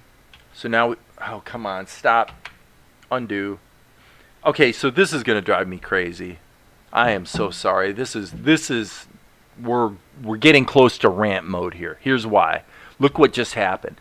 I hit the insert key, and this, you know, I never wanted to select the whole column. Now, if you look back on this video, you'd probably find out that I did this. This is probably my fault, okay?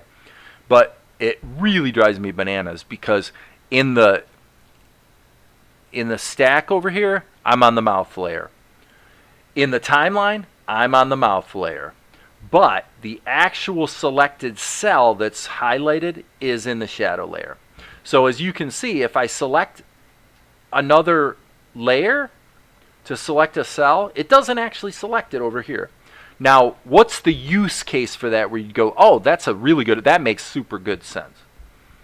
I don't know. I don't see what the use case is. I don't see where there's ever a scenario where that would be desirable behavior. But that's what Krita does. Okay, with mouths, I usually do actually use onion skins. Mouths and shadows tend to be where I use onion skins.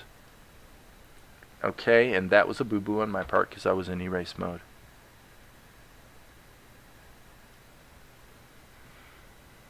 Okay, we're going to go 2 frames. And then here, I don't even need to insert a new keyframe because I'm just drawing over it.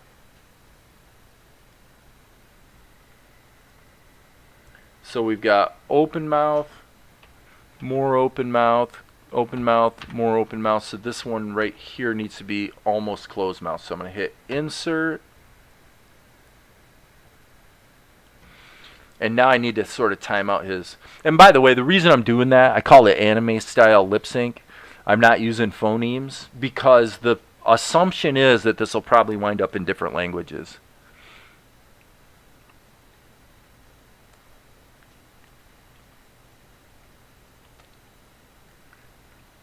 I like Sifter's comments on the tablets. I gotta say, you know, on my laptop, I mentioned this before, but it's an important point.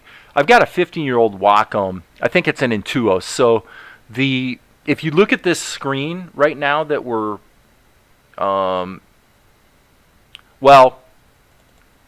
probably, let me just see. The Intuos, the drawing area on the Wacom is probably about like this. It's like 3 by 5, 3 inches by 5, okay? And what I found, you can make that work, especially if you jump to full screen mode and you just make everything really big so that you can move your hand a lot while you're drawing. Okay, so that can work. But what I found is that, to my surprise, my XP Pen Deco, which is a standard tablet, it's not a screen, it works with everything. You can just plug it into any computer, I swear. Certainly, you know, on Linux, Windows, doesn't matter. It just works, okay? So the drawing area on the Deco is almost as big as this whole screen. It's like 10 inches wide. It's like 8 by 10 or something, okay? So you've got almost a direct one-to-one mapping between the size that it would be if you were drawing on paper and the size of the tablet drawing area. And what I found, to my surprise, is that, and this is important information for people who don't have a lot of money to spend, because you're going to spend $30 on a deco, or you're going to spend at least $300 probably on a tablet screen, okay? Yes, the tablet screens are better, but you know what? Honestly, it's like 10 to 20% better. It's not a big difference. I enjoy drawing with the deco almost as much as drawing on a tablet screen. So what that taught me, again, to my great surprise, was that it's really not about whether it's a screen or a conventional tablet.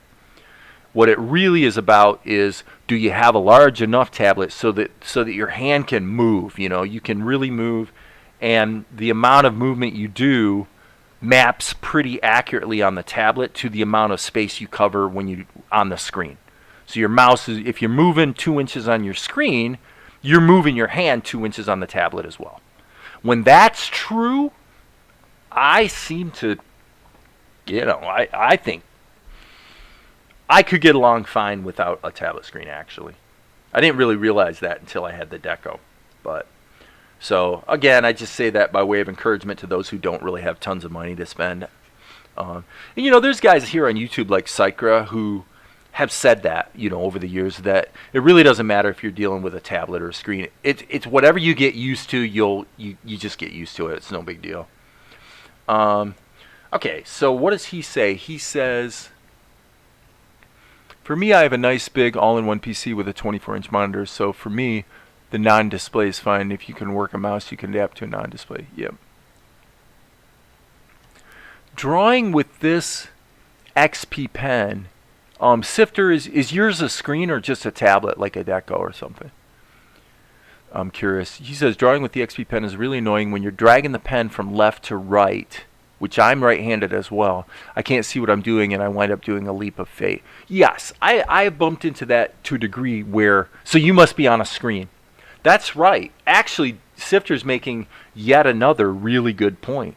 This is your second really, really, really good point today, Sifter, is that if you have a standard tablet, you don't have the problem of your hand getting in your way. I think that's an important point that is a bit of a vote of confidence for conventional tablets, not screens, just a regular tablet. You never have the problem of your hand actually covering up the art so you can't see what you're doing. It doesn't matter if you're right-handed or left-handed, you just run into it at different times. But I think that's an extremely good point. So if it's up to me, if you're sort of having to start from scratch and make a decision, especially if you don't have a lot of money to spend, I'm by the way, Krita's in a bit of a locked position, and sometimes I have to just jump to another, just any other application. Just click away from Krita, and then the the mouse comes back.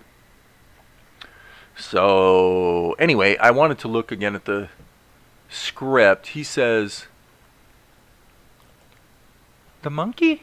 He's been sort of following me around. The monkey? He's been sort of following me around. Okay, I wanted to memorize that, so. The monkey? Well, he's been sort of following me around. Yeah, okay, so what we're going to do, let's get the timing of this. So again, I'm clicking and it's not rewinding. I literally have to click here and drag back. Now I did discover the other day by accident that Control Spacebar seems to rewind in Krita, and guess what? Now it's not working. So, well, that's normal for Krita. For something to work today and then tomorrow it doesn't work. Not trying to be too snarky. I wouldn't say it if it wasn't true. Believe me, it is true. Krita is an amazing program, and Alan Dan we were kind of laughing about this. We both have this same thing where it's like, we love Krita, we hate Krita. It's like you love it and hate it at the same time. There's actually merit to using the mouse too, but only when tracing with Bezier curves. Yes, absolutely. Well, yeah, if you're gonna when I first started working with the grease pencil, what I did was I actually used, in instead of using D, I would use Control D. And maybe I'm getting the hotkey wrong here because it's not doing what I expected. But I used to create things with polylines, and then I would hit A to select all, and then I would actually subdivide it a couple times and smooth it, and I would literally be modeling more than drawing. And that's a perfectly valid approach, Just depends on what you're trying to do. So we got to get the timing here. A monkey? Well, okay. So right about here, we'll take this pattern, make a copy, make another copy, and then his head moves. Actually, that might work. So let's take the closed mouth, drag a copy of it to there. Hello. And then probably hit the A key and move that a little bit.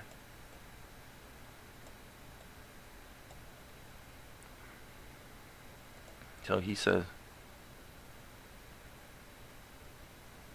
the monkey. He's been sort of following me around. That didn't work.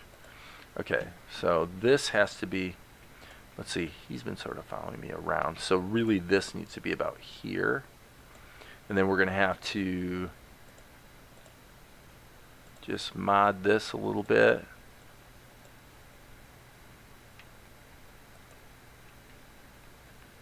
And gosh, let's do it this way. Alright, so toggle between them.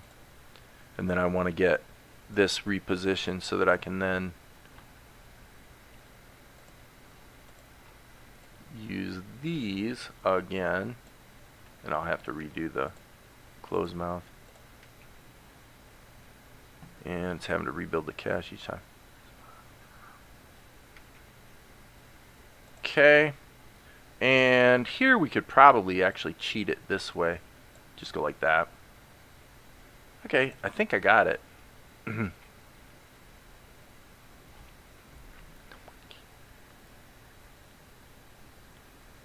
Yeah, that worked. Okay, you'll notice, guys, that the animation cache is taking longer to fill, right? Well, that's probably because of this color adjustment. If I turn the color adjustment back off so that there are no filters anywhere in here, you're probably going to see it's going to be responsive again. Yeah, see, now it took like a quarter of a second instead of like 2 seconds to fill the animation cache. So that's the difference between if you have any filters, anything that has to be calculated on every drawing is going to really slow down the animation cache. Okay, so that's that. Oh yeah, so now what we wanted to do was add some eye blinks. So on the eye layer, let's go here and say, right there.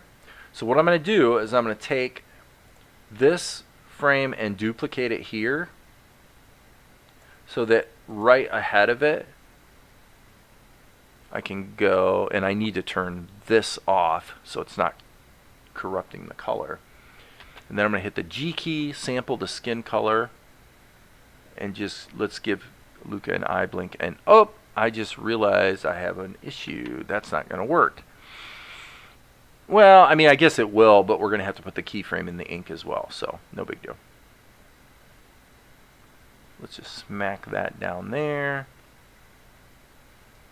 Smack. I guess we could just color it in, actually. Okay, so then we got to go back to the link or the ink layer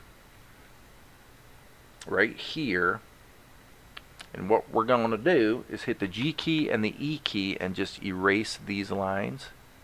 So I'm using the freehand path tool, which draws shapes, but by having it in erase mode, by hitting the E key, effectively it just becomes a lasso eraser, which is what I tend to favor as far as erasers go. So I'm sampling the ink color so I can tighten up the eyelashes. And then what I'm going to do is grab this drawing and smack it on the other side of this. So we get a blink. Yep, and then we'll do another blink here. So, same situation, GE. Remember the old GE jingle? GE, we bring good things to living. We bring good things to life. Back in the day. Okay, and in the eye layer, we're going to sample this and just color that in. Come back here, hit the B key. Once again, unfortunately, we got to zoom in here to sample the ink color. Like so. And then what we're going to do is smack this on the other side of that. And then, of course, we've got the same problem down here in the eye layer. This is where you might want to open this up a little bit. Go down to the eye layer, and this needs to be copied to here. Okay, so now I think Luka is done. And then we're going to have to look at what's going on with Monkey. The monkey? He just sort of follows me around. Yep, I like it. I like it muy mucho. Okay, so now again, if you really want to improve performance and you're sure that you're satisfied with what you've done, then what you can do is take your character, oh,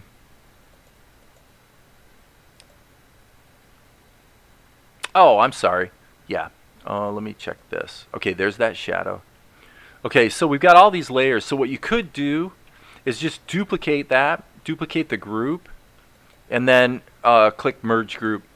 And that'll turn all those layers of Luka into a single animated track here.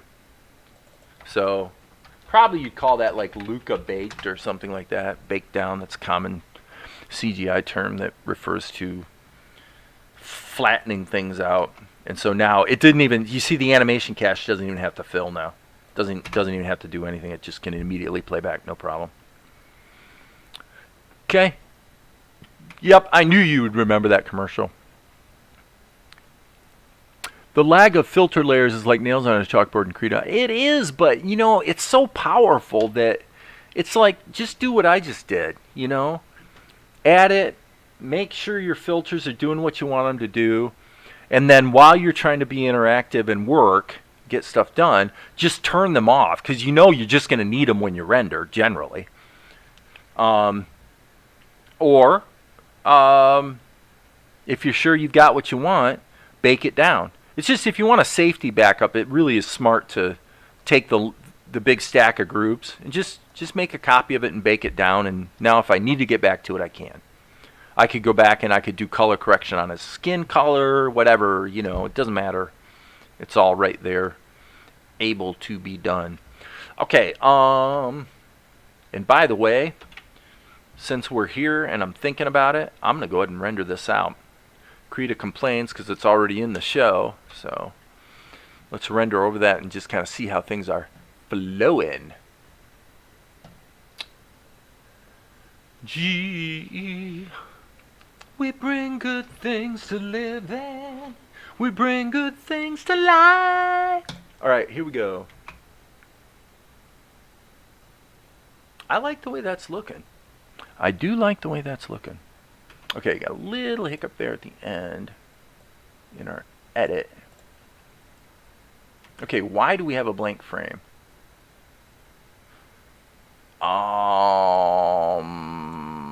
I'm wondering if I actually am not rendering enough frames out of Krita here. I am going to say, I think so. I am going to make this 48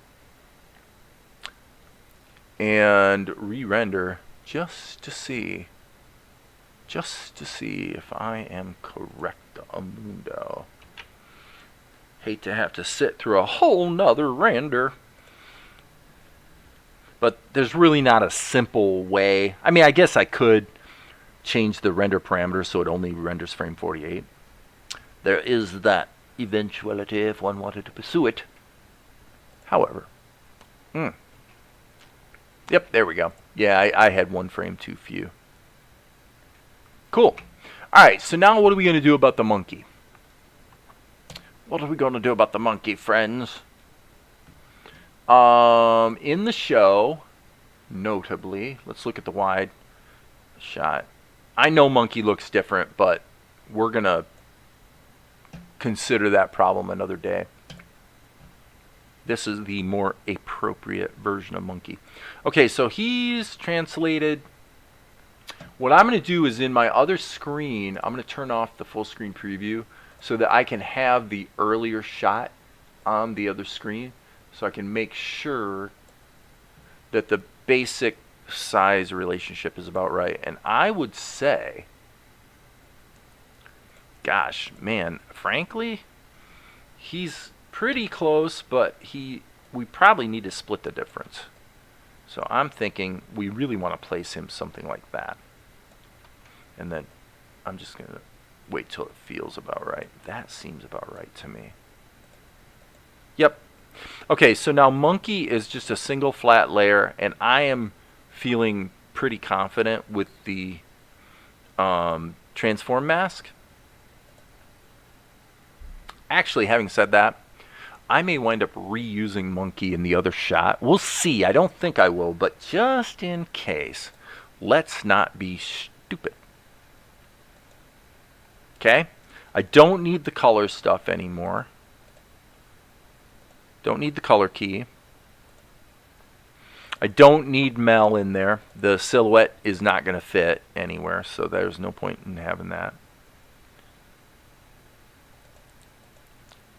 And that layer seems to be locked. We'll get rid of it. Okay, let's save our work. So now what I'm wanting to do is put monkey in a group. That way I can give monkey some shadows and probably do a little adjustment on his ink lines. Let's give that a crack. So I'm going to take monkey, I'm going to hit Control M. And the idea is actually to take the darkest colors and lighten them. And then my basic thinking here is most of the color, to be accurate, runs along this diagonal right through these points, right? So therefore, if I raise this up a bit, but then bring the rest back pretty close to where it was,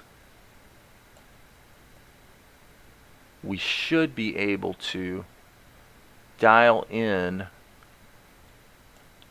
monkey's color in such a way that we're able to lighten up his ink lines a little bit. And we did. And not only did we do that, but we also saturated him a bit, and that's not a bad thing in this case. So let me see about this. Can I push this a little further? I can. Okay. So I'm gonna take this even further, since this is a transform mask, or I'm sorry, a filter mask. I'm gonna see how far I can push this,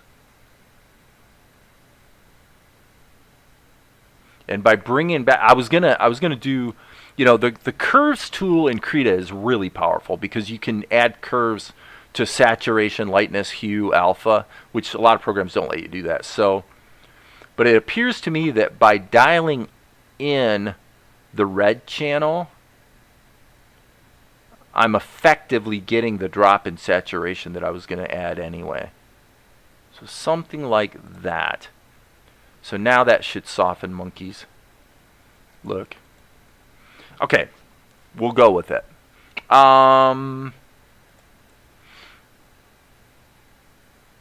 So monkey, this is the monkey group, so this needs to be monkey group.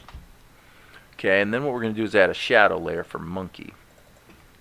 SHD, that's the normal nomenclature. And then we'll just use the venerable freehand path tool to put some shadows on this bad boy. Insert. Yep. Okay. So let me see what we have here. Okay, right there. He's going to need a keyframe. That's a duplicate. That's a duplicate. So what we can do here is, look, we'll take this frame right here, and we're going to go clone keyframes. Okay? And now when I go forward to there, I'm going to paste the keyframe. Now, since I just hit clone first, what should happen is, if I use my freehand path tool here to add a shadow, so we'll just test this like that. Okay? So we'll dial that in. There's our shadow. Now we should see it here too. And we do. So that is what, if you're going to have duplicates, like here I'm going to do the same thing again. I don't have hotkeys set up for it right now, but you go clone keyframe, and just paste keyframe. And it's a little non-intuitive, but the idea is that if the last thing you did was press clone keyframe on a keyframe that you want to clone, then the paste operation does not paste a copy, it pastes a clone. So I can live with that. That's not the worst thing in the world. Okay, so this is the same situation again, where we're going to go clone the keyframe. And that's one of the good things in Krita 5 is clones. Clone keyframes are kind of useful. You know, you maybe aren't going to be using them 50 times a day, but they're definitely useful. Clone the keyframe, so now we're going to go and look for that. Right there. Paste that, so there's another clone. And then this has to be a brand new keyframe. So I'm going to hit insert. So now we just have to do shadows on 3 frames. G key. Whoa, that wasn't supposed to be like that. Was it? And I want to be pretty broad here. What time is it? 7:44? Okay, we're doing okay. I was thinking about when I got to put Zuko to bed.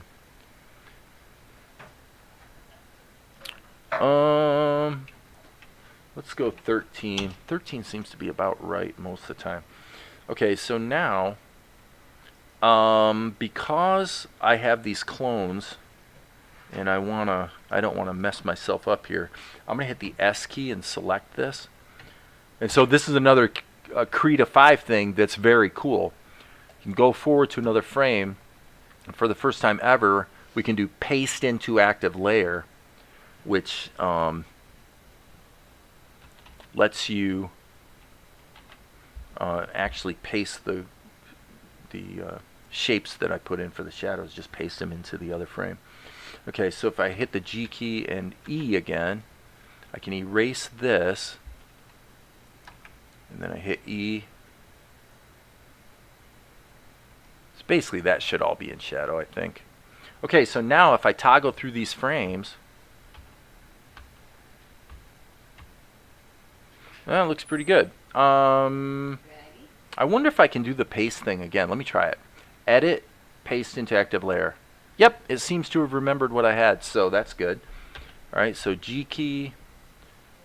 And the only thing I would say that's bugging me is I'm not loving that. I think this needs to be more like that. And the good news is that now all those clone frames are going to update. Now another thing I could do to really dial this in, this is what I like about I love a procedural workflow where you can make changes and they sort of propagate. Yeah, there we go. Now we're starting to look better. That's what I'm talking about. Okay, zip back here, and now the monkey has a transform mask and a color adjustment. So as far as I'm concerned, he is a good candidate for turning him off, duplicating his layer, turn the copy back on, and then merge the group. So that now we'll get that same performance boost with monkey. And now I would expect the animation cache to just go. It doesn't really have to think much at all. Oh, waiting. Okay, so it's still dealing with the merge. Okay. So, yeah, there you go.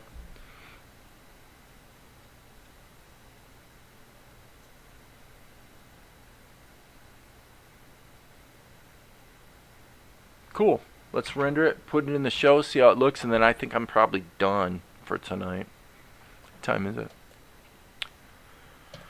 I think I'm probably done. And then we'll go back to, the next thing will be to go back to Blender and just ink his, while that renders. So the next thing is going to be come back to Blender and ink that hand. And then we'll give him a smiling mouth instead of the more serious mouth that he has in this shot. Frame the whole thing a little bit closer, tighten it up a little bit, and then that'll be actually shot number whatever it was, 96 or whatever. Okay, Krita just blew up, by the way, so pretty sure I saved my work, but we're going to find out here in half a second. So why Krita crashed, I have no idea, but it's kind of typical. If you're trying to do too many things at once, like merging the frames and then going ahead and invoking the renderer and stuff like that, not totally ridiculous that it would crash, actually. So let's see. Let's open the autosave and see where that gets us. So hopefully we didn't lose any of our shadow work. I'm pretty sure I saved it. Yes. Yes. So this is monkey baked, and we'll save our work. Yes. This is interesting. So this is the autosave, but yet it's showing as its correct file name. That's interesting.